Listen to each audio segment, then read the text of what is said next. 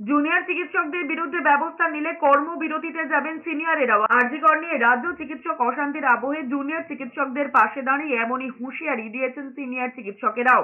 অভয়ার বিচার চেয়ে তাদের দাবি, জুনিয়র চিকিৎসকদের বিরুদ্ধে কড়া পদক্ষেপ নেওয়া হলে বড় পদক্ষেপের পথে হাঁটবেন তারা। সিনিয়র চিকিৎসকেরা বলেছেন, মুখ্যমন্ত্রী ওয়েস্ট বেঙ্গল জুনিয়র ডক্টরস ফ্রন্টের প্রতিনিধিদের সঙ্গে বসবার কথা প্রকাশ্যে সাংবাদিকদের সামনে বললেও একথা স্পষ্ট যে ওনার বাস্তবে জুনিয়র ডাক্তারদের প্রতিনিধিদের সঙ্গে বসে তাদের যে নির্দিষ্ট 5 দফা দাবি সেগুলি শুনে একটা সমাধান সূত্র বের করার কোনো সদিচ্ছা দেখা গেল না।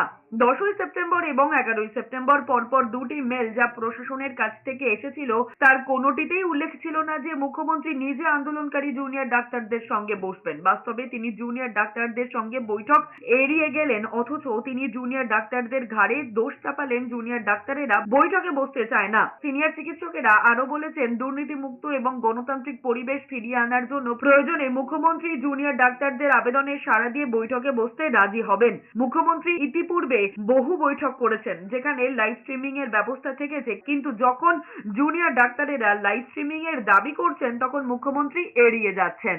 যদি জুনিয়র ডাক্তারদের ওপর কোন রকম শাস্তিমূলক ব্যবস্থা নেমে আসে তাহলে আমরা বাধ্য হব কর্মবিরতির মতো কোনো